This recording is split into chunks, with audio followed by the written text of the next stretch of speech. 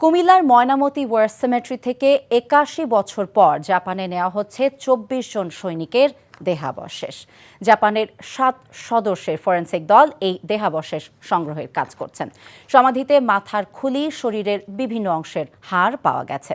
জাপানের প্রতিনিধিদের সঙ্গে এ কাজে সহায়তা করছেন স্বাধীনতা পদকপ্রাপ্ত লেফটেন্যান্ট কর্নেল অবসরপ্রাপ্ত কাজী সাজ্জাদ আলী জহির। দুপুরে এ কাজে ইনোওয়ে হাসোয়েকি, প্রত্নতত্ত্ব বিশেষজ্ঞ ফ্রান্সিস মাইকেল, কবর খনন বিশেষজ্ঞ কর্নেল সাজ্জাদ আলী জহির এবং দোভাষী সাদিক হোসেন রানা উপস্থিত ছিলেন।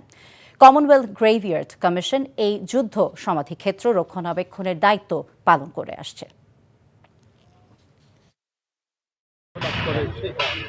এখানে খনন কাজ চলছে। আমরা ২৪ সৈনিকের দেহাবশেষ পেয়েছি। ২৪ নভেম্বর খনন কাজ শেষ হওয়ার কথা। এটি শেষ হলে আমরা দেহগুলো নিয়ে যাব। আমরা সমাধিতে মাথার খুলি এবং শরীরের বিভিন্ন অংশের হাড় পেয়েছি। আশা করছি আমরা দ্রুত দেহাবশেষ নিয়ে জাপান ফিরব। টাকা চুরির জন্য যদি আমার গলায় জুতার মালা পরাইতে হয়, তাহলে আমার শালীর সাথে প্রতারণা করার জন্য তোর ফাঁসি হবে। দুলা ভাই, আপনার তো ঘর জামাই বইলা একটা পরিচয় আছে, আমার তো তাও নাই।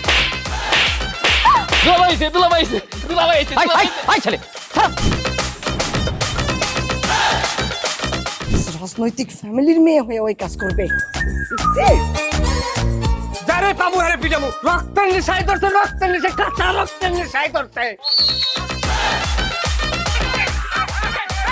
তোমার এই পলিটিক্স আমার বাম পকেটে থাকে। পাঁচদের বউরে ঝামেলা পাকাই। এই বেটা, আমি তখন বিয়ে করিনি।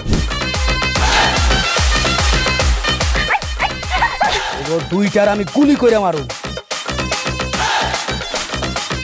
মাসুদরা কোনোদিন ভালো হয় না। আপনার পোশাক আশাক দেখে কিন্তু আপনার তালুকদার বংশের লোক মনে হয় না আব্বা। আপনার মনে হয় যে আপনি ফকির বংশের লোক।